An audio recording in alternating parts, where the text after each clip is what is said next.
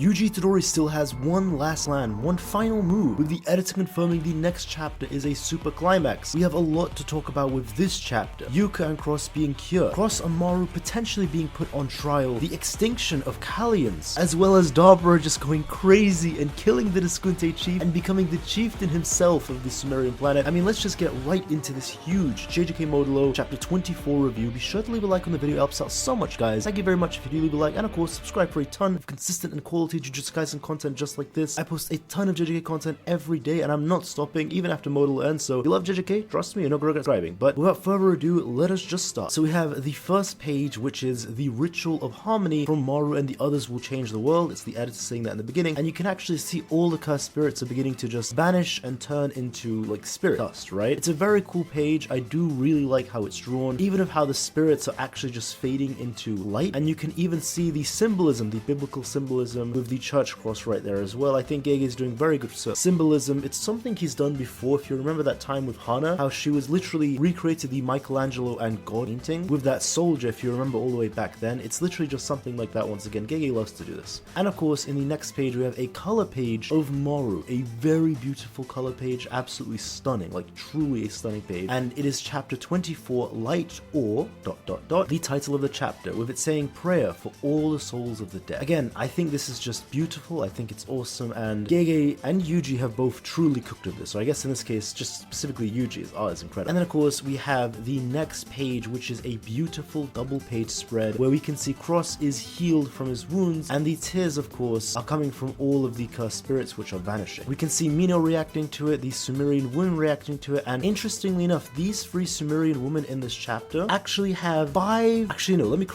6 whole pages dedicated to them from the volume extra volume 2. It is really cool. It is a very fun extra part that I will talk about at the end. I'll just include it at the end of the review because I just think it's worth talking about. It's very funny. We even have Darra's sister in there. So if you are interested in that like entire extra thing of these 3 women, because they are actually important characters, well, you'll see at the end. And of course you have Jablima reacting to it all as well. But this confirms to us that everyone does see the light, so this isn't something nobody sees. Everyone is seeing it. And also Cross being healed, and later on we will see Yuka was healed as well. This isn't something new. We saw in the previous chapter that Maru, having access to Mahito's curse technique Ideal Transfiguration, basically was using it to heal everybody. We see that these small dots are a part of the Harmony technique, and we saw in the previous chapter he specifically hit it at the point where everyone was injured or was dying from. He hit it on Tsurugi's cut wounds to heal it, he hit it on the 2 spots that Cross was shot, and we also saw him hit it right on the brain of Yuka as well. But honestly, a very cool page, just a beautiful shot, just seeing all of Japan be covered in this light, divine light, honestly. And we even see Mino is up. I mean, this probably does imply that anyone who was hit with Yuji's poison was probably healed with this technique as well. But it's just cool seeing Cross in his long hair. I think it's like absolutely beautiful, just an incredible art design, and it makes sense because he was for many months, 2-3 months, he was in the hospital and he was on the verge of death, so that's why he has his hair grown out. Now in the next page we actually have Yuji's daughter, and I do think this is Yuji's daughter mainly because of more volume 2 extra information that we got. Honestly, volume 2 has so much extra info that I think it's going to warrant a whole other video of itself, but we got information on this woman, and actually we even got her full name dropped as well. So her name is Chiharu Miyaguni, and her age is unknown, with it saying that she is over 40, but everyone is too afraid to ask her directly. So she's over 40, like well over 40, probably 50 years old, looking like she's 18, very likely because of the death painting blood of Yuji. That would also explain why she was unaffected by the poison completely, because she shares death painting blood like Yuji. Because the death paintings, or just someone who shares your blood, you basically have an immunity to the poisoning of them. That's why Yuji was immune to Choso's poison or the other death paintings, not only because Yuji has an immunity to poison, but later we found out he actually shares their blood as well. But it is just interesting that she is always shown with Yuji every time, and I do think she is Yuji's daughter for that reason. But anyway, she says, and actually I don't even need to say she, her name is Chiharu Miyaguni, like we know her name now from the volume extra of volume 2, which again, I think actually tomorrow I'll make a whole video breaking down the extra information from that, because a lot of information is there about Darra as well, Dura, Maru, how they got their name, but I digress. Let's just continue with the review. She says this isn't a normal annihilation reaction, and she thinks how peaceful as she touches the light. At this rate, it's less like an exorcism and more like finding salvation. And as Yuji's walking, and it looks like he's walking through the snow, I said the same thing in my spoiler video, but I think it's very beautiful, especially considering Yuji's favorite weather was the snow. He says he actually freaking did it. He really stealed his result. And of course, we'll find out later where Yuji is walking to. And then in the next page, we have the Mahoraga wheel crash to the ground, of course, because Mahoraga was desummoned as the ritual was nullified, with Yuka looking shocked as she wakes up, and she's got a very cute and adorable face. where she's just like, as the Mahoraga wheel is disappearing, she's kind of thinking, where am I? What's going on? As she's out of the shadows. She gets up and she feels the back of her head and says it doesn't hurt as she smiles. And this is because her cancer has been cured by Maru and his curse technique of harmony using ideal transfiguration. And after this, she actually sends a call to Tsurugi where he gets it saying, is that you, Yuka? And she says, yeah. Shall we go home? Yeah. As Maru picks up Tsurugi off the ground with his wounds of course being healed. Just a very awesome page. We do still see the Soul Cutter Katana next to Tsurugi on the ground as well as Maru's own weapons, so they've still got their weapons and he's got the Soul Cutter Katana now as well as the buff from that. Just a very cool resolution to it all. I really like seeing the resolution of this. And of course, in the next page, we have something insane. Darra standing menacingly with his sister next to him right in front of the Diskunte chief. And by the way, we see the two women here as well as Darra's sister later on have their horns clipped. This was actually explained in the extra volume 2. Why this is the case, it has to do with the killing intent building in the horns. This isn't for all female Diskunte warriors, by the way, or tribe members. If they're warriors, their horns stay, but if they're non-warriors, the horns actually clip. And Darra and his sister actually had a big falling out over this, and they didn't even speak for a while. Again, I'll cover all that in the video tomorrow covering the volume 2 extra information, because it goes into quite a lot of depth about the Diskunte horn, but you can just actually see it in this chapter itself. But it is a very funny page because you can see Darra just looking menacingly over him, and the Diskunte chief's eyes are just widened because he's thinking, oh shit, I'm actually going to die. And the next page we see, what? Why? Gods. No, wait, that's not it. Just try touching me, Spajo will die. Spajo being Darra's sister, and Darra's sister having an aura off against her own brother, like they're going aura for aura, as she takes off her hoodie and the curse is broken, as she says, go ahead and try. The Diskunte chief is sweating just profusely as he knows he's dead. Like, he's dead, he knows it, and he says the curse is broken. And then of course in the next page after that, and the castle just explodes, like a genuine explosion from Darra's technique. A very cool page, honestly, just love to see it. But what's even crazier is what we get to see after this. The Diskunte warriors see the explosion of the castle, like the whole thing explodes, saying, what? Hey, it's collapsing. And then a young Diskunte warrior says, this Roroluku. And Roroluka is just cursed energy, so he's basically saying this cursed energy, as he thinks Captain Darra, because everyone can sense that's Darra's cursed energy which is being activated. And literally perception blitzed every single person there. Nobody even realized, and this is a crazy feat, because that explosion is miles and miles and miles away, and like as people can't even perceive that he's moved, he genuinely does a speed blitz from miles and miles, like a perception blitz, not even a speed blitz, where people can't even perceive he's moved miles all the way behind him. And I do think he's actually probably moving at possibly sub-light speed movement. Maybe he's able to master it, so he's not going at 99%, but it's probably somewhere below it. Do remember the only time his limbs were destroyed was when he did that beyond light speed kick, when the kick specifically shattered light speed. That was the only time a limb was destroyed. Otherwise, like him just moving at sub-light speed movement doesn't destroy his body. Or it really could just be he's so fast, like Gojo and Sukuna, because they were doing similar things to this. But genuinely insane perception bliss. Then in the next page we have all of the warriors around him are like genuinely crapping their pants, mainly because this is Honored One level aura, like just the cursed energy. It's like Sukuna and Gojo's level. Just remember how everyone else reacted. Like nobody was even had the guts to even move beside Usami. That's how strong this guy is. So everyone's swaying, everyone's terrified. They're like perception blitz, and the god of all gods is right there. Of course they're terrified, and he dashes the chopped off head of the Diskunte chief in front of all of the Diskunte warriors. And the two women are actually being comforted by Darra's sister. Pretty dark, honestly. It means those two women were basically being used in sexual ways against their will by the Diskunte chief, and Darra killing the Diskunte chief actually freed them, and now the sister's comforting them, which is honestly very nice to see. But then Darra says, from here on now, I am the chieftain of the Diskunte. Understood. And in a crazy just aura farming panel in the next page, everyone kneels. Like no one says anything. Darra doesn't even tell them to kneel. He just says, I am the chieftain. Got it? And everyone kneels in response, which is insane. Like this is genuinely just maximum aura from Darra. Love to see this, by the way. Honest to God, I'll say this once I finish off the Darra part, but I got a lot of things I want to say about Darra right here. He says, first, we shall build a grave for Darra and enshrine him as a heroic spirit. After that, and then in the next page after that, a very funny one, he says, ... a lot of eclipses, and he's just thinking after that, and he just keeps thinking to himself, he doesn't know. And actually, he says, once that's finished, I'm stepping down as chieftain, so do whatever you want. Everyone says, eh? He says, I don't know much about politics, and everyone's saying, what? And the children and everyone are just happy, which makes sense because they don't have to be under the rule of the Diskunte chief. Now, this does make me believe, since nobody wanted to be under his rule, the Diskunte chief, and even he was doing all the fucked up things he was doing, he probably was using whatever technique the Diskunte chief had, this curse technique, like literally making a curse. He probably blackmailed a lot of the warriors here, or at least the stronger ones, and that forced everybody to be obedient to him. So for example, if the warriors here didn't listen to the Diskunte chief, probably someone close to them would die, like their girlfriend or wife or mother, or in Dabura's case, sister. And just judging from their reactions, it really does seem like they're freed, right? They seem so happy that they don't need to serve anybody, but specifically that it's Kunte Chi. But this goes in line of Dabura's character because he never wanted to rule. He didn't even want to be the chieftain of the Lumillions. They literally voted him in, like it was Cross and Maru said he's got to be the chieftain, and you can see he was never really happy with that role anyway. But I do want to say, because after JJK Modulo ends, which is probably next chapter, I'm going to do like a 2-3 hour massive colossal review over JJK Modulo, the whole thing. One thing I'll say now, and that's probably going to take up a good portion of it, but Dabura as a character is absolutely fantastic. What the best thing actually I would say that came out of JJK Modulo is Dabura. From beginning until the end, you know, this flashback and a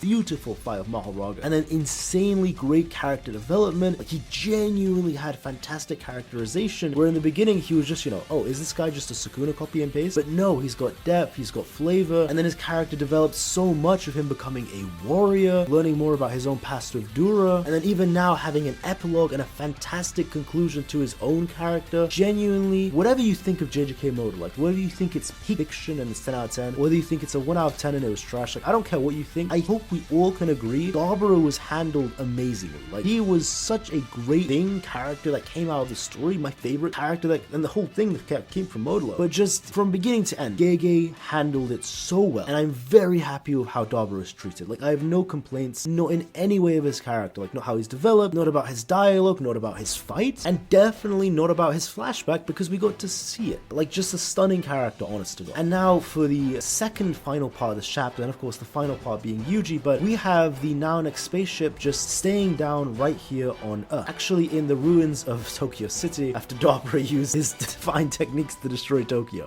which was crazy. But anyway, we can see Otsuki is actually healed up, still actually pretty roughed up, but it says the cursed spirits house souls of the same color as the Kalyans. What we heard were the voices of souls of that color. With our ritual, the color was scattered. From now on, we Lumillions will not confuse cursed spirits of Kalyans. And then of course, in the next page after that, we have, and now we get to see a wider shot of what's going on, Maru and Cross talking to all the Lumillions, well not all of them because there's 50,000, but you know, the council and the important members. And they continue to say, however, there is one problem. The cursed spirit Kalyan was unable to distinguish the Lumillion tribe when decorating with color. The Lumil tribe, which is them, Lumillion, Lumil tribe, to be born next will have a different soul color than the Kalyan. Kalyan will not consider the next generation of Lumil tribe to be her own kind, and might begin to attack and devour. Basically, because they scattered the souls that will be made on Earth, and the next generation of Lumillions, they will not have the same color souls as the current ones, and the Kalyans, by that extension, you know, because they all have the same Lumillions and Kalyans, they won't see them as the same and just attack and eat them. And we can see that the two elders are shocked. And interestingly, this one elder we see here on the left is actually the one that we saw so many chapters ago when he said the humans are killing Kalyans. And then we got a continuation of Cross saying, Kalyan reproduction has not been confirmed in the past 100 years. I want to hear everyone's opinion regarding the treatment of the 52 Kalyans currently on board the ship. That's great, 52. And the two elders saying, what have you done, Cross Maru, before treating Kalyans? We should question the crime of those two. And then Jabloma actually begins to speak. We will be living in hell from now. We should view this as a necessary change. Jabloma, you scandal, as the elder shouts to him. And Otsuki actually says, both of you shut up. I have a ton of things I want to say too, but I'm keeping quiet for now. First is the Kalyan. And Maru says, I was honestly hesitant at that time whether or not to take the Kalyans' lives along with the cursed spirits. So it was an active choice where he didn't take the lives. Maru says, if the Kalyan devour our children, we cannot maintain our current relationship with the Kalyan. If we have eventually no choice but to treat them like livestock, then perhaps it'd be better to. But then he also says, but we couldn't do it. Should we dispose of the Kalyan as wild beasts that will attack us in the future or not? And they actually do that to everyone, saying everyone's opinions, asking should the Kalyans be put down. And of course we have at the end of the chapter Yuji walking in the Gojo clan warehouse, and a small cute panda figure says, it's been a while, Itadori, with the editor saying the one inside the forbidden storage was Panda. And right at the bottom right, the editor also says, next issue, the third in a 3-issue color run, a super climax with an extra large central color. Now it is said that a super climax is coming next chapter. Could this just be in reference to it being the final chapter, so it's going to be a super climax? Very likely that's what it could be in reference to. A bit strange because, you know, in terms of writing, a climax is not the ending, it is not the epilogue. So I don't know why they're saying a climax is coming. Like, by the definition of what a climax is, like genuinely when you learn, you know, themes, characterization, plot, like what these definitions are, and you know, if you look up the definition of a climax and what I've learned in university as well, we are not in the midst of a climax. The climax has actually already passed. So I do wonder, like, if this is a translation error, or maybe the editor's just saying it just for hype moments, even though the editor maybe doesn't even know what they mean. mean, because this should be an epilogue. It should be a super epilogue with an extra large central color. Now, if we were to take this as it just being grammatically correct, or its definition being correct, it means next chapter isn't the last chapter. It's not the last one, and we'll have more. The last chapter can't be a climax. But if the editor is just trying to create hype for the last chapter, and he doesn't know what he's talking about, and he's using the wrong wording or a poor translation, then it just means we're going to have a big chapter concluding things and actually a super epilogue, which may have been misworded by either the editor or the translator. In any case, Yuji is up to something with Panda. Now, this is very interesting. I do wonder what's going to go on here. This could either be a huge setup, or it could be a nothing burger. And I want to say it reminds me of that time when it was said, is Yuta going to live or die? What's going on there? When JJK was ending, and it ended up not even being a real cliffhanger. It could just be the same thing where this is like a false herring, a red herring of a cliffhanger, and it doesn't actually mean it. But I am interested with the editor saying a super climax and Yuji being involved here. I think we have two different possibilities. Either one, the chaos part of Chaos and Harmony takes into effect and it creates a sort of balance. Remember, when Gojo was born, it was needed that a balance was going to come. Because Gojo was so powerful, the universe inherently balanced it out by then creating stronger cursed spirits. The same thing with twins. Maki had a heavenly restriction, Maya had cursed energy. It found a balance between them, just finding it right in the middle. The Jujutsu Kaisen universe always tries to find a balance, always. So I'm wondering, what if the balance to harmony and removing cursed energy and doing all these things, what if the balance is genuinely something chaotic, which would go into the nature of harmony and chaos? Because it does bug me how there's no consequences or side effect for Maru doing this genuinely biblical, divine, god-type feat like what he's doing, re-altering the afterlife and all this crazy shit and affecting the whole planet. So I do hope, the harmony and chaos, because chaos is a part of the technique, comes into play as like a consequence, an unforeseen effect. And it would make sense why Yuji wouldn't have said that, because harmony was the only thing that Maru told Yuji about. He said, my technique harmony, again and again. He never mentioned his technique is actually harmony and chaos. So maybe Yuji isn't even aware about that, and we'll be seeing the consequences of that soon. That's either option 1, and it's going to be a setup for JJK part 2, or we're going to get option 2, or plan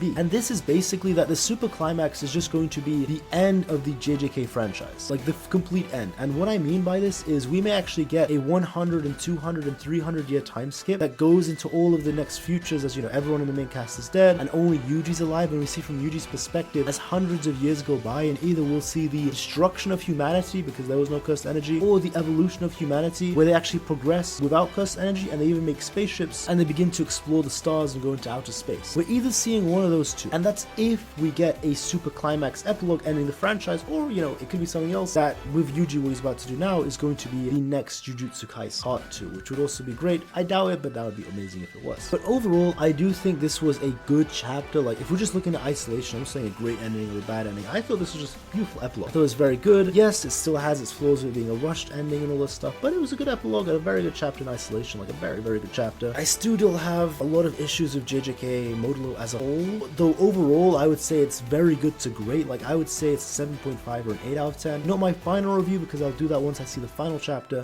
and I can actually just make that final huge review, but you'll see what I actually think then. But hey, let me know what you think in the comments down below of this chapter. Be sure to leave a like on the video, helps out so much. Thank you very much, and of course subscribe for a ton of consistent and quality JJK Modulo content like this. If you love JJK Modulo, I promise you, you're not gonna regret subscribing. But hey, that's all from me, guys. Have a wonderful day, everyone, and take care.